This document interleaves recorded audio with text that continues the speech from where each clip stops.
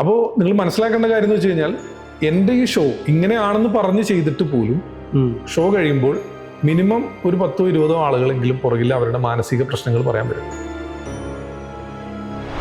ഇതിൽ ഇന്നത്തെ തലമുറ ഇപ്പോൾ ഈ 2K കിഡ്സ് എന്ന് പറയുന്നത് അവരെ വില കുറച്ച് കാണുന്നതോ നമ്മൾ വലിയ സംഭവമാണെന്നൊന്നും പറയുന്നതൊന്നുമല്ല.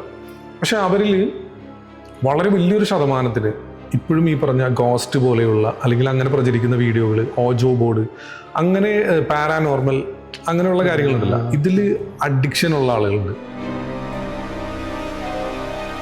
എൻ്റെ മകന് രാത്രി ആയി കഴിഞ്ഞാൽ ബെഡിൽ നിന്ന് താഴേക്ക് ഇറങ്ങാൻ ഭയമായിരുന്നു.